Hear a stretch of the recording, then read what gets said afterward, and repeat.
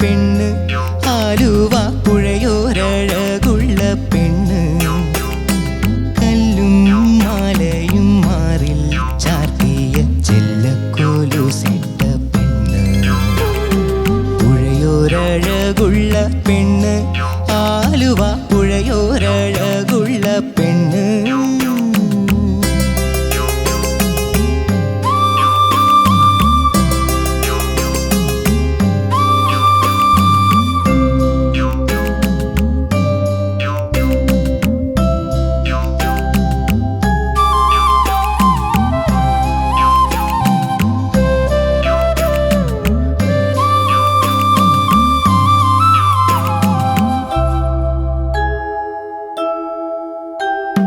മഴ പെയ്താൽ തുള്ളുന്ന പെണ്ണ്, മാനത്തൊരു മഴവില്ല് കണ്ടാൽ ഇളകും പെണ്ണ്, പാടത്തെ നെല്ലിനും തീരത്തെ തൈകൾക്കും പാലും കൊണ്ടോടുന്ന പെണ്ണ്, അവളൊരു പാവം പാൽക്കാരി പെണ്ണ്, പാൽക്കാരി പെണ്ണ്, പുഴയോരഴകുള്ള പെണ്ണ്, ആലുവ പുഴയോരഴകുള്ള പെണ്ണ്.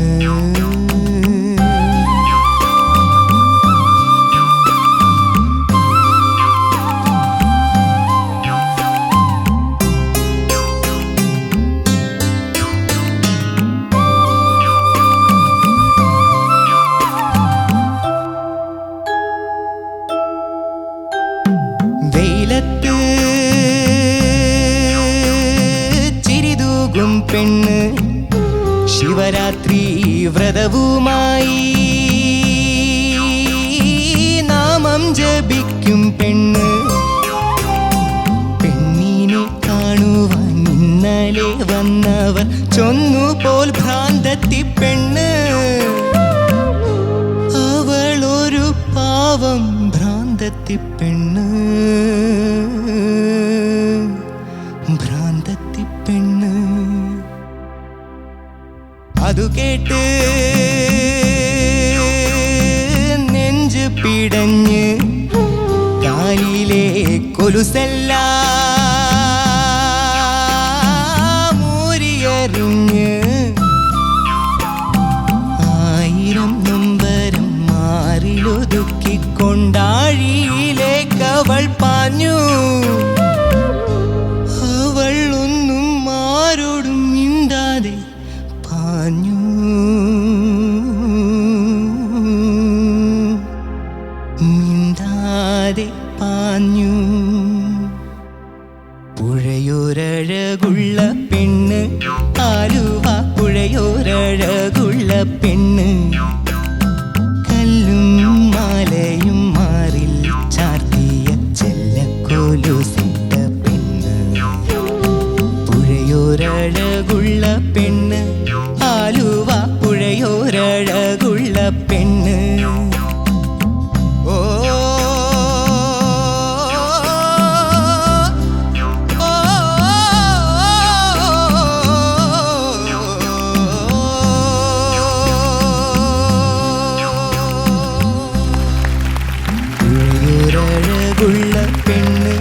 ബദ്രി, രാഗ ബേസ്ഡ് റൗണ്ട്. ഇത് ഏത് രാഗത്തിലാ?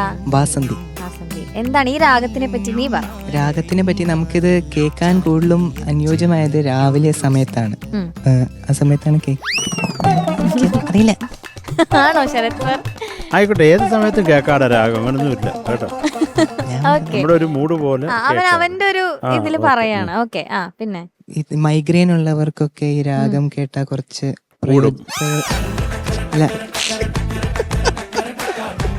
കുറച്ചൊക്കെ മാറ്റാൻ പറ്റും എന്നൊക്കെയാണ് കേട്ടിട്ടുള്ളത്, അറിയില്ല. വേറെ ഏതൊക്കെ പാട്ടുകളാ ഈ രാഗത്തില്?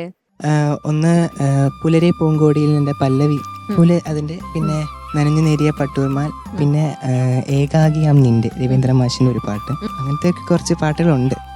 ഇതൊക്കെ ശരിയാണോ നമുക്ക് ചോദിക്കാം. ഞാൻ ഇതിന്റെ ഒരു വെച്ചിട്ട് മോനെ, ഇതിപ്പം ഒരു ബേസ് എന്ന് പറഞ്ഞ് നമ്മൾ നോക്കിയാൽ അതും പിന്നെ ഇതിന്റെ കൂടെ മോഹനോ വലിയ ദൈവതോ ഉണ്ടല്ലോ ഞാൻ പറഞ്ഞ പോലെ മുമ്പ് പറഞ്ഞ പോലെ ആ കമ്പോസറിന് തോന്നിയ ഒരു നോട്ട്, ഈ ഒരു നോട്ടും കൂടെ വേണം. അത് 2 ദാ ഇരുന്നോട്ടെ എന്ന് അത്രേ ഉള്ളൂ. Very simple. അദ്ദേഹത്തിന് അത് പുഴയോരഴകുള്ള പെണ്ണ് ആരുവാ പുഴയോരഴകുള്ള പെണ്ണ് കല്ലും മാലയും മാറിൽ ചാർത്തിയ എന്നായാലും കുഴപ്പമില്ലല്ലോ.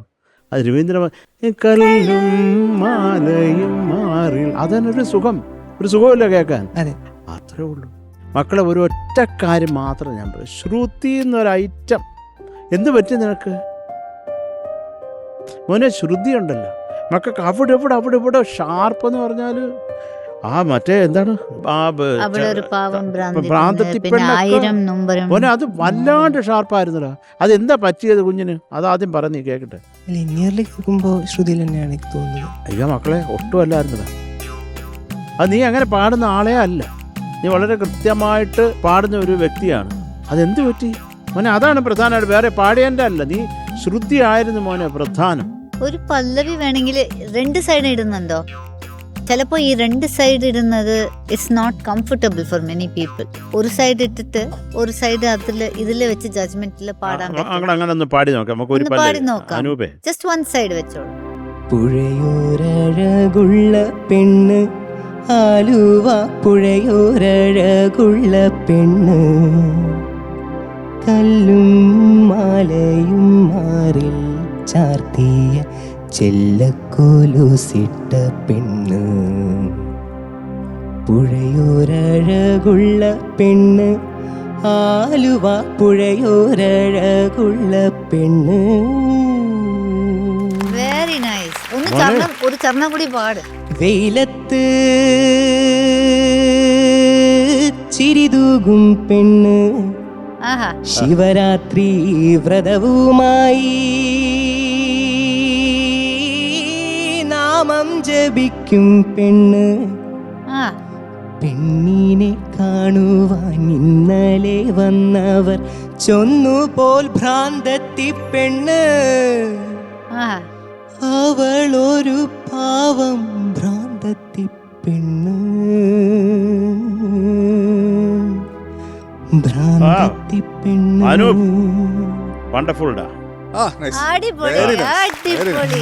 മക്കളെ ചക്കര ഇങ്ങനല്ലടാ പാടേണ്ടത്, ഉഗ്രായിട്ട് പാടി മോനെ.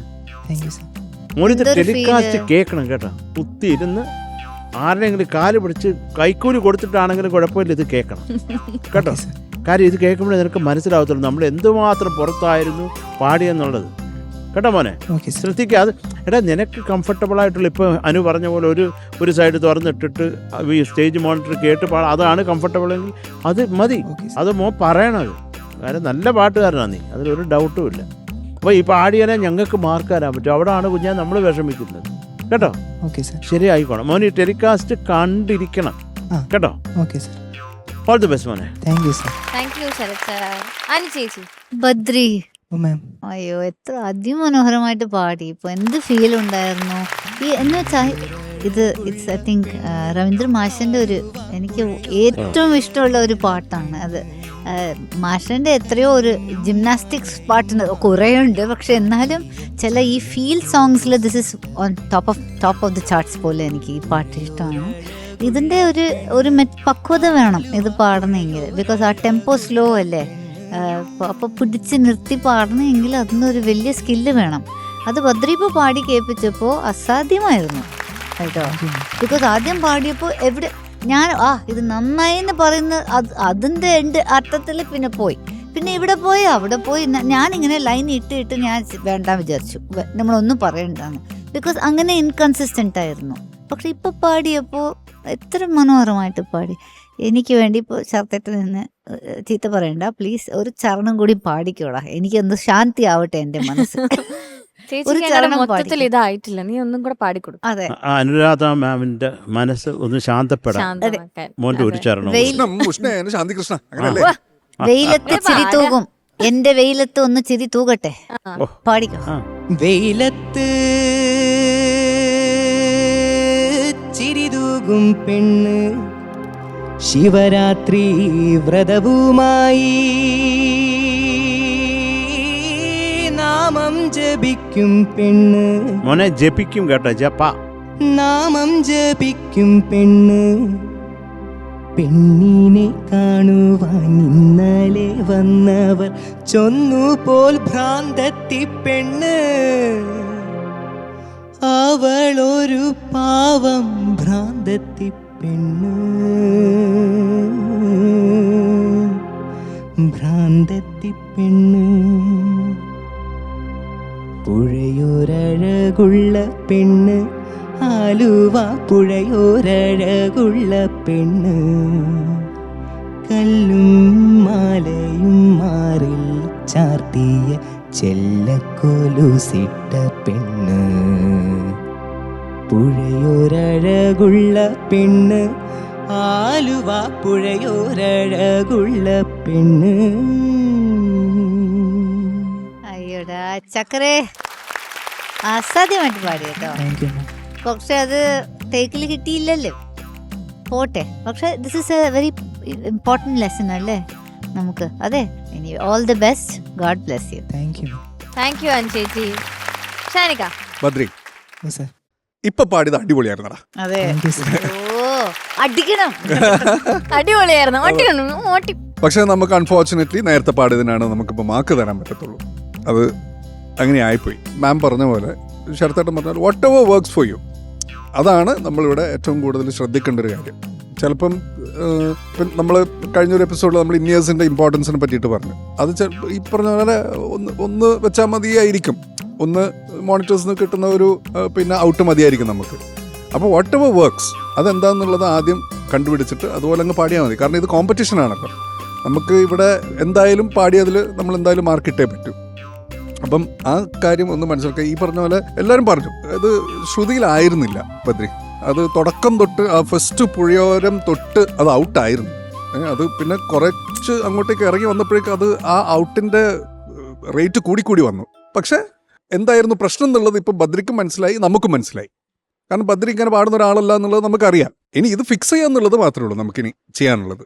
ബാക്കി കാര്യങ്ങളൊക്കെ ഇവരെല്ലാവരും പറഞ്ഞു. പിന്നെ ഈ പറഞ്ഞ പോലെ ഇത് ഒരു പുഴയും ഒരു കുറച്ചുകൂടെ ഒരു ഒഴുക്ക് ആവാമായിരുന്നു മൊത്തത്തിൽ. കാരണം തീം എന്ന് പറയുന്നത് അതാണല്ലോ ഈ ഒരു പാട്ടിൻ്റെ. അങ്ങനെ ഒരു ഒഴുക്കും കൂടെ ആവാമായിരുന്നു എന്ന് ഒരു ഫീൽ. നെക്സ്റ്റ് ടൈം വരുമ്പോൾ അടിച്ചു പൊളിച്ച് പാടാം. Okay, all the best. Thank you sir. Thank you Shanika. നമുക്കിനി മാർക്സ് ചോദിക്കാം. ശരത് സർ. മക്കളെ, ഓ സർ, ഇനി നമ്മളെ ഇങ്ങനെ ഇട്ട് വിഷമിപ്പിക്കരുത് കേട്ടോ. ഈ മാർക്ക് വരുന്നത് ഒരു വലിയ പാടാ. 7.3. Thank you sir. Thank you Sarath sir. Shanika 7.4. Thank you sir. So total 14.7. ഇനിയുണ്ട്, അടിപൊളിയാക്കാം. ഓക്കെ.